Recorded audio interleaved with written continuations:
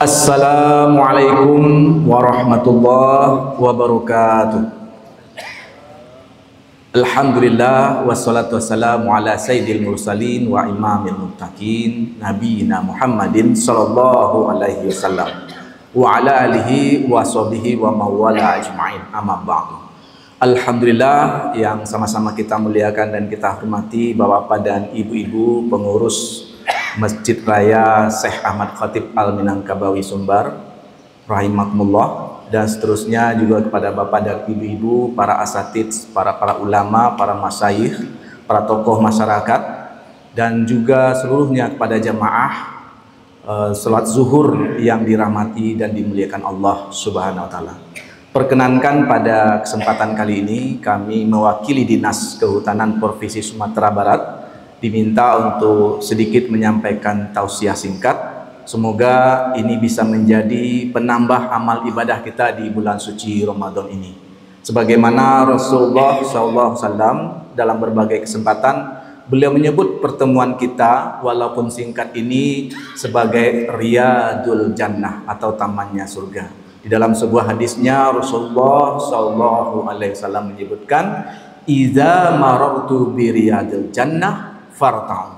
Jika kita basobok jo taman sarugo, jangan lewat saja, berhentilah sebentar untuk mengambil air dari taman sarugo itu. Ditanya oleh para sahabat, "Ma Riyadul Jannah ya Rasulullah?" "Atu taman sarugo tu ya Rasulullah." Dijawab oleh Rasulullah sebagai halqah zikir. Para ulama menyebutkan bahwa bukan hanya halaqah yang di dalamnya disebutkan zikir saja yang disebut dengan Riyadul Jannah itu. Para ulama sepakat bahwa yang utama, bahkan yang lebih utama lagi yang disebut dengan taman surga itu adalah halqah ilmu, seperti yang kita saksikan seperti saat ini. Demikian juga dalam berbagai hadisnya Rasulullah menyebutkan keutamaan orang yang menghadiri majelis ilmu ini. Dalam hadis ini Rasulullah SAW menyebutkan, "Man ta'allama min babin ilmi ya'malu bihi aw lam ya'mal bihi kana afdalu min alfi raqatin tatawuan." Subhanallah. Apa kata Rasulullah? Siapa yang pai menuntut ilmu satu bab saja, baik untuk diamalkan maupun untuk tidak diamalkannya, nyodanga-danga saja seperti awak kini ko, maka apa kata Allah? Kana afdalu min alfi raqatin tatawuan. Lebih baik daripada sholat sunnah 1000 rakaat. Subhanallah. Lebih jelasnya bisa kita buka dalam kitab Ihya Ulumuddin dan kitab para ulama lainnya, Riyadhus Shalihin dan yang lain-lain, tentang keutamaan dalam menuntut ilmu itu. Oleh karena itu, subhanallah, menjelang zuhur ini kita akan menyampaikan sedikit terkait dengan ilmu, tentunya berhubungan dengan tupoksi kami dari Dinas Kehutanan. Bapak dan ibu-ibu sidang jemaah zuhur rahimakumullah. Hutan itu bagi Dinas Kehutanan adalah rumah yang kedua. Karena kami senantiasa diminta, diamanahi sebagai seorang pegawai untuk mengurusi hutan ini dengan baik, dengan prinsip hutan lestari, masyarakat sejahtera. Bahkan masyarakat awak, masyarakat Minang tidak bisa dipisahkan dengan hutan. Apa kata Tambo Alam Adat Minangkabau awak tentang hutan?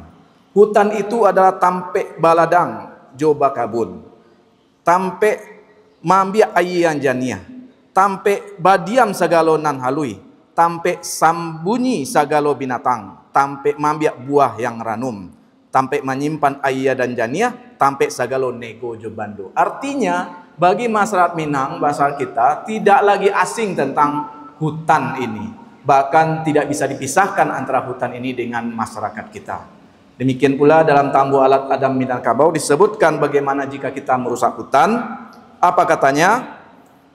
Kok marusak sagalo tampe hutan, rakyat indak baladang joba sawah, indak bakayu parumahan, sagalonan aluih berang pulau, sagalo binatang basing kareh, ko ayia indak batahan, tanah rangkah bumi baserak, buah utan indak adolai, nego jebando indak baka turunan.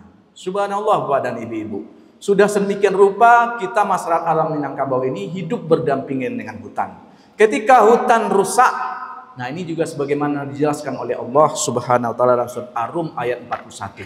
Apa kata Allah? A'udzubillahi minasyaitonirrajim. Bismillahirrahmanirrahim.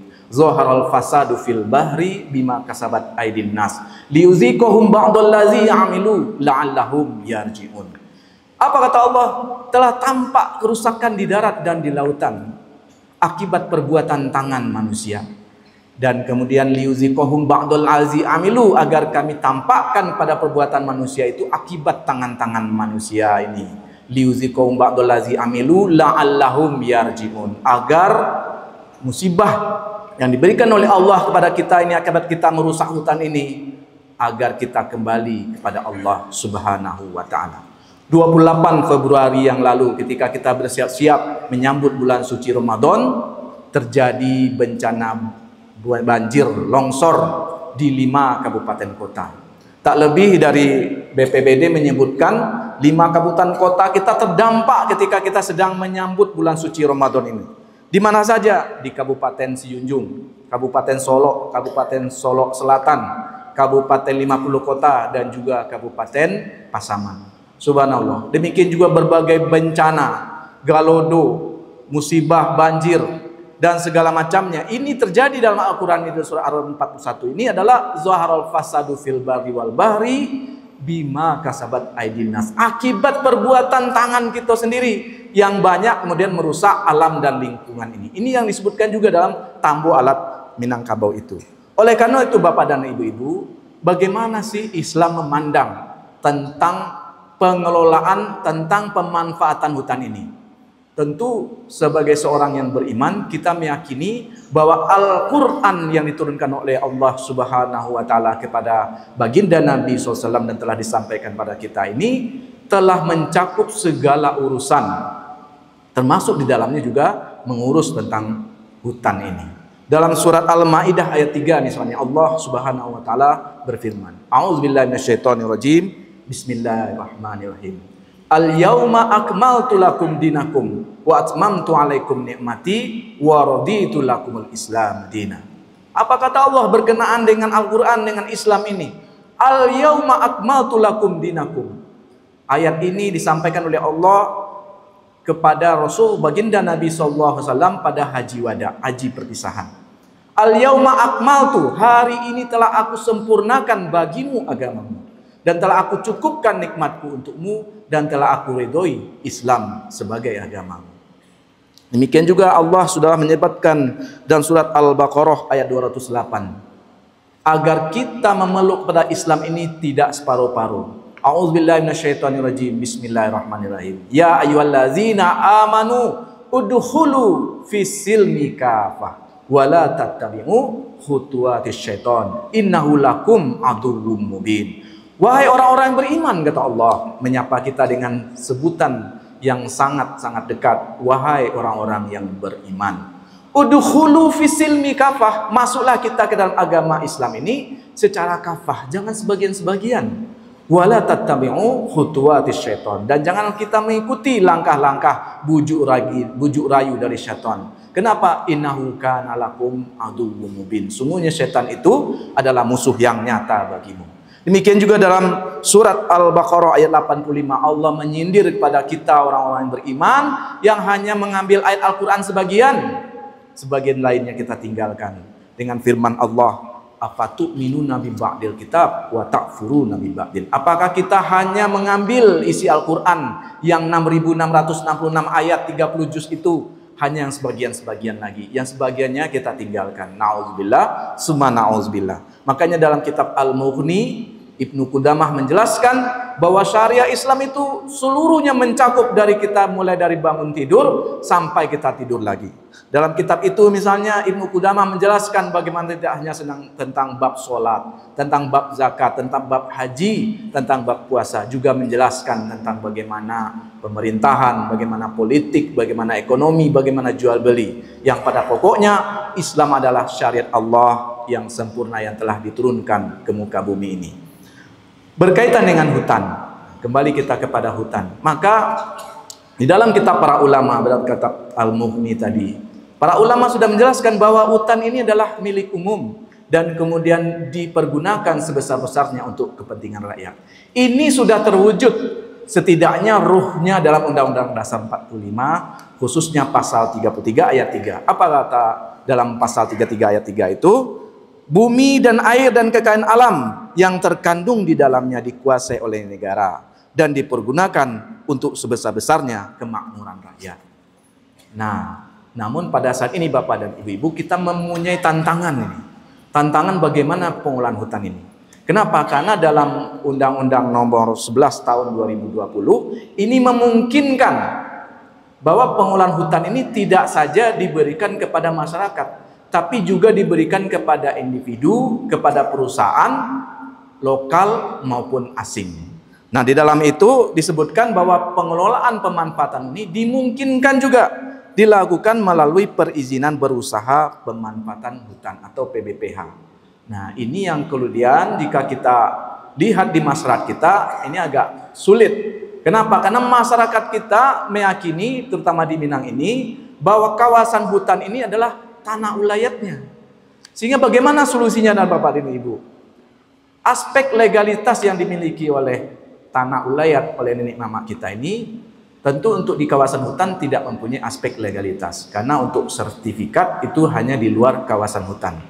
Maka melalui undang-undang ini ada peluang untuk kita dapatkan legalitasnya dengan suatu program ini yang namanya program perhutanan sosial. Dengan program perhutanan sosial ini, maka nenek mama masyarakat kita mempunyai 5 skema pengelolaan hutan ini. Yang disebut dengan yang pertama hutan adat, kemudian yang kedua hutan nagari atau hutan desa, yang ketiga hutan tanaman rakyat, yang keempat hutan kemasyarakatan, dan yang kelima adalah dalam bentuk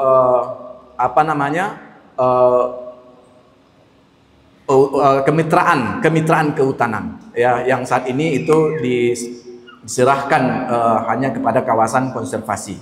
Nah, 5 bentuk kawasan hutan ini intinya apa dan Bapak dan Ibu? Ini melalui perhutanan sosial diberikan kesempatan kepada nenek mama kita, kepada masyarakat kita di Sumatera Barat ini agar mengeluarkan aspek legal formalnya, aspek legalitasnya, dan diberikan izin selama 35 tahun.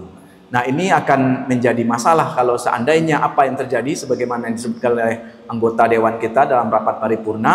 Apa jadinya Bapak dan Ibu-ibu? Jika seandainya kawasan hutan yang seluas 1,5 juta hektar di Provinsi Sumatera Barat yang menjadi kewenangan kami Dinas Kehutanan, kemudian keluar izin pemanfaatan usahanya oleh individu baik swasta maupun asing, tentu masyarakat kita yang mempunyai tanah ulayat di situ akan kehilangan haknya dan akan terjadi konflik di mana-mana. Inilah yang terjadi dan inilah yang akan terjadi, dan mudah-mudahan tidak terjadi di Sumatera Barat. Mudah-mudahan terjadi hanya di luar Sumatera Barat.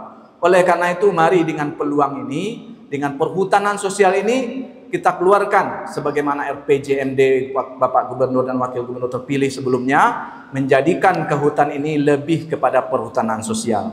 Sehingga kemudian sejumlah 300.000 hektar lebih sudah kita keluarkan izinnya untuk perhutanan sosial ini kepada masyarakat. Sehingga dengan aspek legalitas ini tidak ada lagi kaum yang lain atau perusahaan lain yang bisa mengklaim bahwa tanah ulayat yang telah dikelola oleh masyarakat adat kita ini diklaim sebagai pengelolaannya atau kepemilikannya. Demikian juga bantuan-bantuan yang telah kami berikan untuk peningkatan pendapatan petani hutan di masyarakat sekitar hutan. Alhamdulillah dari survei tahun ke tahun meningkatkan pendapatan petani sejumlah 5% dari tahun ke tahun. Melalui bantuan apa? Melalui sarana alat ekonomi produktif. Kita beri bantuan berupa alat pemecah pinang, alat untuk membuat kopi dan lain sebagainya. Demikian juga kita bentuk sarana prasarana pariwisata. Demikian juga bibit bantuan-bantuan dan juga stok madu. Semuanya kita bertujuan untuk meningkatkan pendapatan petani hutan. Tantangan ke depan, bagaimana kita melaksanakan hukum Allah tidak saja di aspek ibadah kita sebagaimana kitab Al-Mughni Imam Ibnu Qudamah tadi, tapi juga di seluruh kehidupan, aspek kehidupan bermasyarakat dan di negara, khususnya juga di kehutanan ini. Sehingga jika kita seandainya melaksanakan hukum Allah tidak saja dalam bidang aspek ibadah keseharian kita juga, tapi juga di bidang kemasyarakatan, di bidang politik, di bidang kenegaraan, juga di bidang kehutanan ini, maka Allah SWT berfirman, a'udzubillahi minasyaitonirrajim, bismillahirrahmanirrahim, walau anna ahlal qura amanu wattaqau lafatahna alaihim barakatim minas sama'i wal ard. Kalaulah seandainya kita penduduk bumi ini beriman dan bertakwa pada Allah Subhanahu wa taala, dengan menerapkan semua hukum-hukumnya tanpa terkecuali, maka sungguh Allah akan melimpahkan barokahnya dari langit dan dari bumi. Faktabiru ya ulil absar la'allakum tuflihun. Wabillahi taufiq wal hidayah. Assalamualaikum warahmatullahi wabarakatuh.